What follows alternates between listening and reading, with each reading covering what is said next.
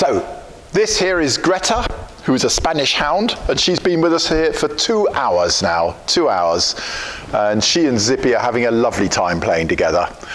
She's just a temporary visitor to us whilst the charity tries to find her a full-time home. But in the meantime, she'll be with us. What else has happened in the week? Okie doke. The Volvo, the Locost, that's through its MOT, sailed through again. Oddly enough, of course, it's very easy to get these to pass an MOT because there's nothing to them. So that was easy. Roger's car up and running. I just need to do its final check on fueling.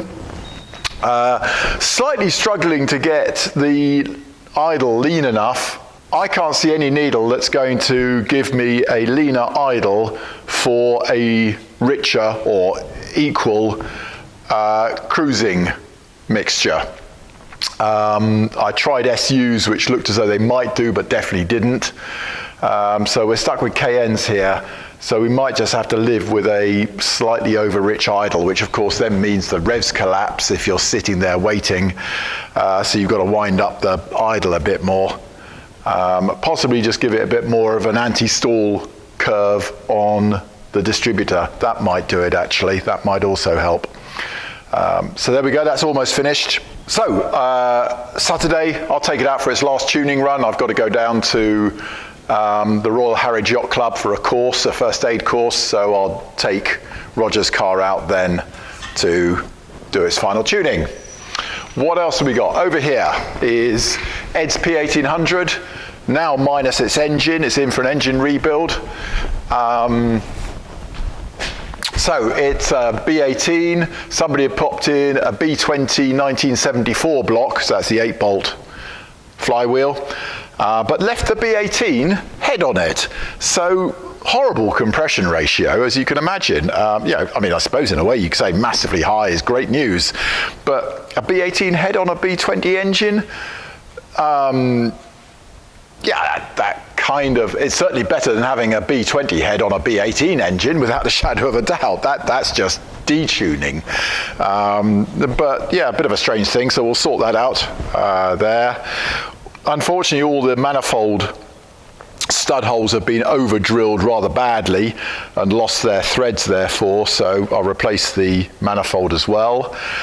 What else was there? Somebody had sheared off a bolt in the timing cover, so I had to extract that.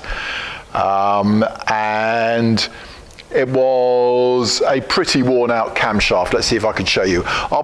Yeah, come over here, you should be able to see, I think.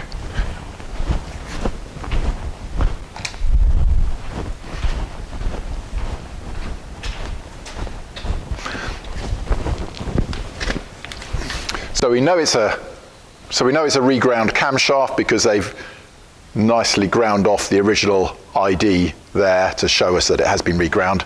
But you can see that the hardening has broken through on almost every single cam lobe. There you can see the pitting in that one. This one's just rounded off. Pitting there.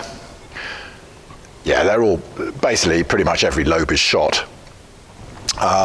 And indeed, if you look at the, I don't know if you can see that, but if I can rotate it in the light there, you can possibly see that these are in fact concave. Wow. Thank you, Emma. Whereas of course they should be convex, they should be rounded up. And I've never seen that. And that's pretty horrible. That's a pretty stuffed follower. Quite possibly due to not having replaced the followers when they reground the camshaft. That's quite possible. So there we go. Lots of reasons there to be rebuilding the engine. So that's extra news. Oh, and by the way, I used the technique that somebody suggested to me. So removing the bonnet has always been a tricky thing to do, not to damage the paintwork here and here. And one of our Patreons said, just take the grill out and remove the 2 bolts that secure the hinge to the bonnet and then just lift vertically up. And he's absolutely right. I'm hugely grateful to you for pointing this out to me, and that worked beautifully. So that is the way to remove a P1800 bonnet. Don't go at it from here, which is the obvious way when you've got the radiator out. Go at it from here and take the 2 bolts out. So that was excellent news. What else? Okay, Gareth's car is back from its next bit of bodywork and a stainless steel bumper. We've got the North Yorkshire Classic coming up. Is that next weekend, is it, Emma? Is it? Oh, that's a shame. I thought I had a weekend off. And then I'll bring it back again, and then we'll do the door. We'll get Brian to do the door restitution. So that's that. And what else? That's it, really. That's been my week. Oh, and I managed to get a lick of anti-foul onto the yacht. So we're sort of getting closer, much closer to be able to launch the yacht now, which will be very pleasing considering it's such warm weather at the moment. Bit chill in the mornings, as you can imagine, especially if you're at anchor on the water, it'll be pretty cool. But the rest of the days look gorgeous for sailing right now. So maybe I ought to launch quickly. Well, that's our weekly news. Yep, excitement of seeing Greta the Spanish Hound. And it's really time for us now to go and take her out for a walk and show her the locality. If anybody wants a Greta, please get us tips. Yeah, if you fancy owning a Spanish Hound, she's just over a year old, we think. Yeah, she's a year and 4 months. And she seems to have a gorgeous temperament.